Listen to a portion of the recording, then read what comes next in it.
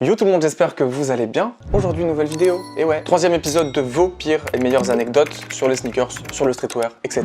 Comme d'habitude, Angèle m'a fait une présélection, donc encore une fois, merci à elle. L'effet de surprise sera donc toujours de la partie, et on aime ça. Elle m'a sélectionné 9 anecdotes parmi les derniers mails que vous m'avez envoyés. Alors attention, je précise une chose, elle les prend dans l'ordre chronologique, c'est-à-dire que là, les derniers qui m'ont écrit un mail, peut-être les 30, 40, 50 derniers, n'ont même pas encore été ouverts. Donc ne vous inquiétez pas, vous avez toujours votre chance pour l'épisode suivant. Pour ceux qui n'ont pas encore participé et qui aimeraient me raconter des petites histoires dans le genre, l'adresse s'affiche à l'écran, la routine story@gmail.com. Faites-vous plaisir, envoyez-moi vos anecdotes drôles, pas drôles, tristes, pas tristes, heureuses, pas heureuses. Bref, ta gueule. Avec comme d'habitude de préférence des images pour illustrer les propos, c'est toujours plus sympa. Comme ça, je mets des preuves à l'appui. Attention, aujourd'hui, édition un petit peu spéciale puisqu'on a un guest à la fin. Vous l'avez peut-être vu dans le titre ou pas du tout d'ailleurs, mais il y a moyen que je l'ai mis quand même parce que Vince aujourd'hui c'est putaclic dans un titre. Eh bien, notre cher Vincent sera de la partie. Il m'a envoyé un message vocal, donc trop cool pour me raconter une anecdote et on va s'écouter ça ensemble, on commentera, etc. Allez, trêve d'introduction. Vous avez compris le concept. On enchaîne sans plus attendre avec les anecdotes. C'est parti! Et nous y sommes, nous y voilà, première anecdote, merci StockX. Salut Alex, salut Angèle. Il m'est arrivé une petite histoire intéressante. En mai dernier, j'ai acheté sur StockX une paire d'Air Max 95-90 en collab avec Pata pour environ 150 €. Très très cool. Au bout d'un mois, toujours rien reçu et le suivi de livraison n'avançant pas, je me décide de contacter StockX pour avoir des infos. Évidemment, un bon réflexe. Faut pas hésiter à les harceler là, les vendeurs là qui vous répondent pas. Ils m'ont répondu en me disant qu'ils étaient dans l'incapacité de me livrer le colis et qu'ils allaient donc me rembourser. Ça fait chier quand même hein, après tout ce temps. Mais bon bref, quelques jours après, remboursement reçu, tout est ok. Et 7 mois après, un livreur DHL sonne chez moi, me donne un colis, j'étais surpris parce que je n'attendais rien. Je l'ouvre et tombe sur la paire commandée 7 mois plus tôt. Énorme. C'est énorme. Merci les colis perdus et merci StockX pour la paire gratuite. Bonne continuation à toi. Peace. Incroyable mec, tout simplement trop bien de commencer comme ça. On commence dans la bonne humeur, dans la joie, dans les bonnes surprises. Je suis content pour toi. J'aurais bien aimé que ça m'arrive aussi. Moi il m'arrive jamais des trucs comme ça en fait. Ok, il m'arrive jamais des trucs comme ça moi. Donc s'il vous plaît les livreurs DHL, si vous avez des galères avec des colis, n'hésitez pas à les déposer dans mon entrée. Voilà, en tout cas bonne bouffée d'air frais pour cette première anecdote, ça fait plaisir. On enchaîne sur la deuxième. Arnaqué par des Irlandais. Ok, pourquoi pas.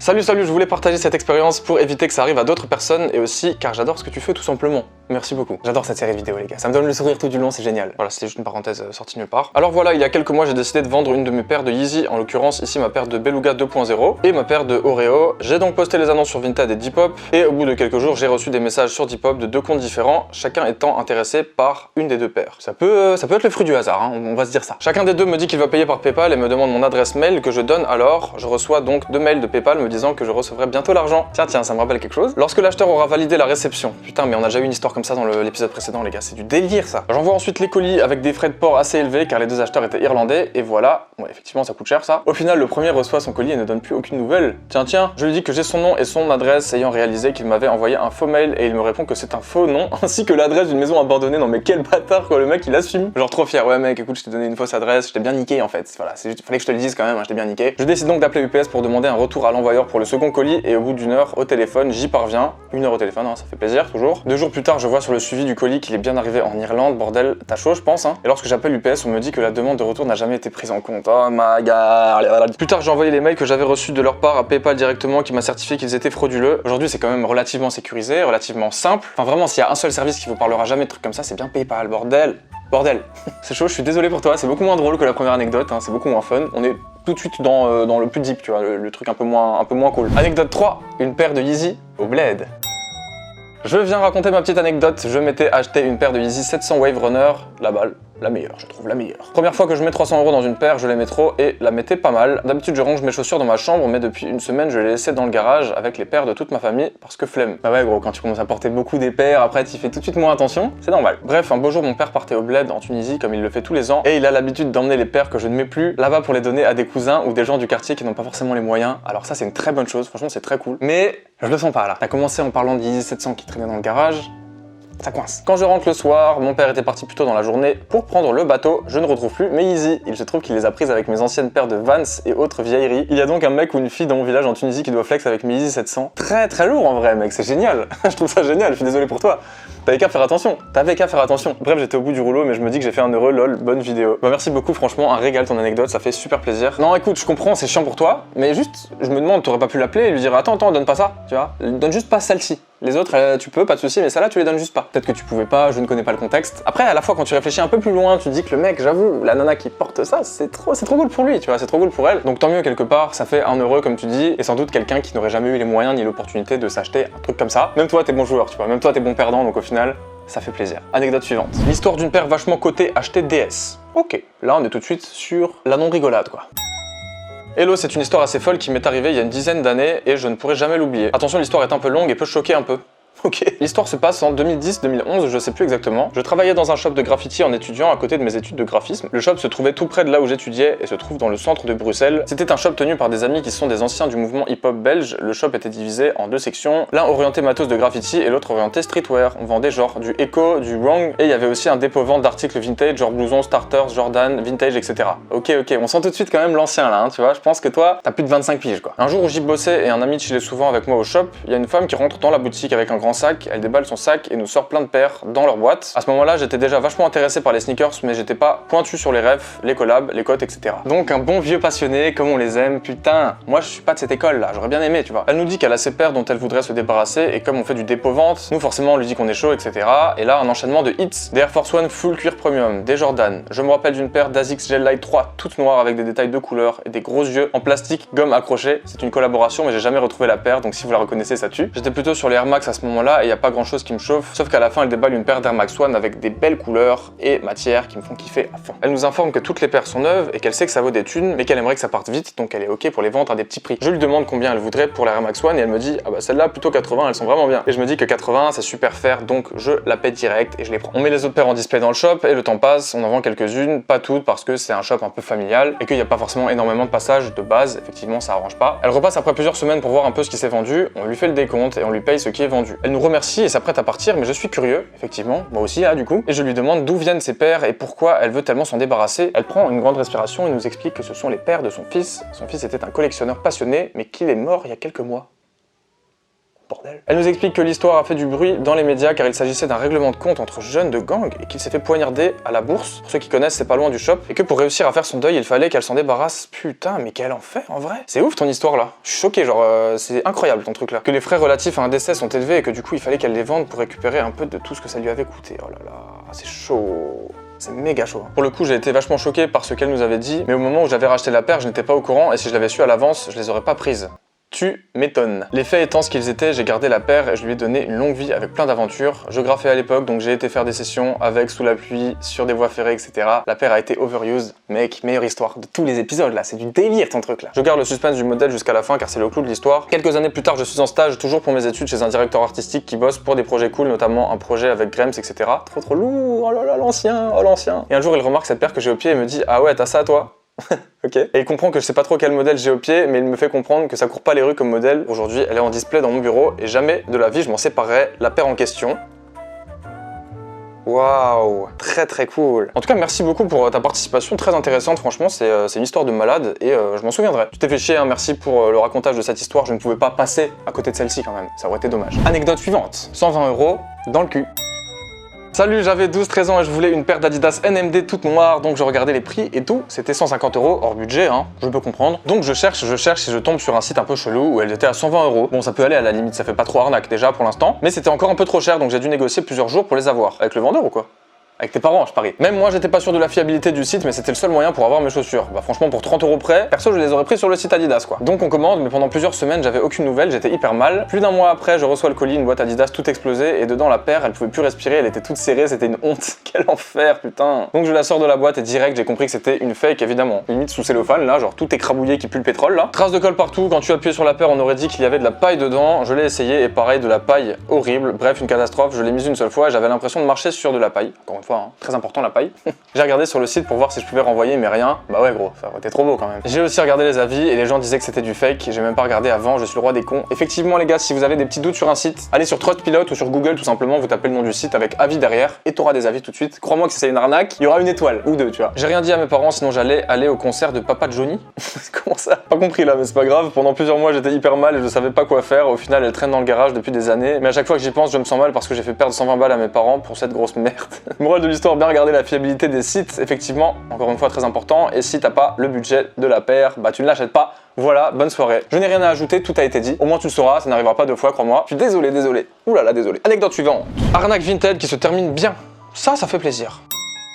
Salut la routine, je vais essayer de faire bref, c'était juste après la période du premier confinement, je voulais m'acheter une nouvelle paire d'Air Jordan 1 pour l'été, bon choix, très bon choix. Alors j'ai prospecté sur Vinted et j'ai trouvé une Obsidian à 330 €. Je regarde les photos que le vendeur avait mises sur l'annonce, la paire était pour moi totalement legit, alors je décide de l'acheter en main propre. Ça en général, je pense que c'est une bonne solution pour pas se faire arnaquer. Faites gaffe quand même à ce genre de truc, n'y allez pas à 23h30 devant je sais pas où quoi. Le vendeur accepte et me donne son numéro et son nom prénom, je lui fais alors confiance. Le jour du rendez-vous, je rencontre le vendeur, il me montre la paire et je l'achète. Avant de rentrer chez moi, je décide de faire legit check la paire, donc c'est-à-dire vérifier l'authenticité, dans un shop de resell. Effectivement ça peut se faire de temps en temps, pour être sûr que la paire est authentique. Malheureusement j'arrive dans un store et on me dit que la paire est quasiment identique à une vraie, mais que c'est un fake pour un petit détail. Il m'avait bloqué sur Vinted et ne me répondait plus à son numéro, évidemment, il a dû te bloquer aussi sur son téléphone. Alors je commence à essayer de le pister sur Vinted en me disant qu'il n'a sûrement pas qu'un seul compte. Je décide donc de le contacter avec un autre compte Vinted sur un de ses autres comptes et de le prendre à son propre jeu. J'arrive à avoir un rendez-vous avec lui le même jour et me redonne le même numéro que tout à l'heure. Sur place, mon frère passe pour le client et lui met un coup de pression pour qu'il me rembourse mes 330 €. En vrai, pour le coup, il a eu ce qu'il méritait, tant qu'il n'y a pas eu de violence, je l'espère. Il décide alors de me rendre mon argent et mon frère a saisi les deux paires fake qu'il vendait. Du coup, je me retrouve avec mon argent et deux répliques parfaites de Air Jordan 1. Bon, celle-là, tu peux les jeter quand même, gros. Ne porte pas des répliques. En tout cas, en vrai, tant mieux que t'aies récupéré ton fric, c'est le plus important. Si vous avez tel ou tel moyen de coincer un arnaqueur, faites-le évidemment, tant que c'est dans la douceur et dans l'amitié et dans la gentillesse et dans la... Anecdote suivante, lavage post-envoi. Salut le boss! Salut à toi! Je te joins ma petite anecdote qui m'est restée dans les narines depuis ce jour, ok? Avant la rentrée, ma soeur a dans cette tradition de s'acheter une paire qui sera censée durer toute l'année. Je peux comprendre, je faisais ça aussi quand j'étais au collège, lycée et tout. Dans mon élan de bonté et ayant reçu ma paire du mois d'août, je me lance à la recherche d'une paire sympa qui pourrait lui plaire sans forcément devoir mettre 200 boules. Elle me répétait que pendant sa tendre enfance, elle avait adoré porter des Nike Blazer. Très bon choix, ça, très bon choix. Et aimerait remettre le couvert, ça me bute comment t'écris ça. Bingo! Après quelques heures de recherche, je tombe sur l'annonce d'une paire de blazers dans sa pointure, à 20 balles, très bon état, vendeur sympa, répond au quart de tour, etc. Scénario de rêve, je paye et je reçois ma paire une semaine plus tard. J'amène le colis à ma soeur pour qu'elle le déballe et quelle fut ma surprise! À ce moment-là, une odeur émane de ce colis, j'ai très peur. En effet, la vendeuse, en toute honnêteté et toute gentillesse, avait lavé la paire avant l'envoi, ce que je trouve normal, mais de moins en moins pratiqué de nos jours. Malheureusement, elle n'a pas dû attendre assez longtemps le séchage avant de l'envoyer et la paire est arrivée moisie au niveau du daim. Oh non! Oh non! Oh, je connais ça, moi. Oh, c'est l'horreur. Une semaine dans un carton sans air et trempé, ça fait pas bon ménage. Eh non, heureusement, plus de peur que de mal, car après un coup à la machine, la paire est ressortie toute propre. J'ai décidé de laisser une évaluation positive à la vendeuse, mais elle n'a pas fait de même. Pourquoi?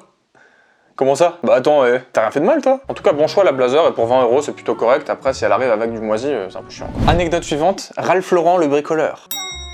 Mon anecdote remonte à la fin du premier confinement, j'avais tranquillement vendu un tee Ralph Lauren à une maman pour son fils. Tu vends des t-shirts à des mamans toi?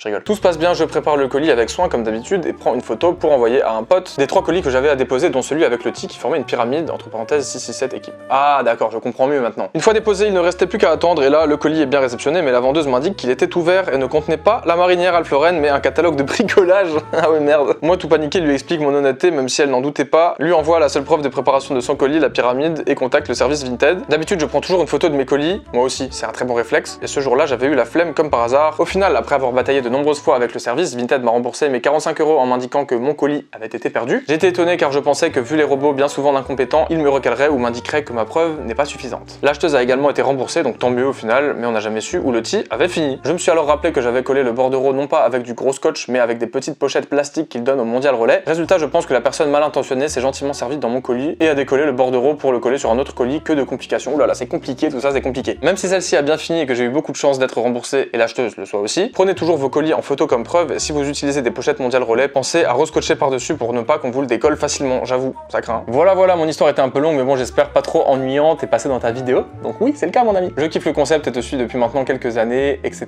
etc. Le reste, c'est personnel, les gars. C'est entre nous. En tout cas, ça fait très plaisir et merci pour le petit clin d'œil à Angèle, comme d'habitude. Avant-dernière anecdote, notre rencontre. Bah alors, c'est quoi cette histoire-là? Salut BG, anecdote courte mais improbable. Je me rappelle, c'était début 2019, je dirais, j'étais dans le tram à Strasbourg le matin. Donc j'y étais encore. Je regardais ta nouvelle vidéo, tu nettoyais des Yeezy avec un produit, oui je me souviens, elle a d'ailleurs plutôt bien marché cette vidéo les gars. Je tente de nettoyer mes sneakers sales, un truc comme ça. Et au moment où je regardais ta vidéo, t'es rentré dans le tram juste devant moi, habillé pareil que dans la vidéo.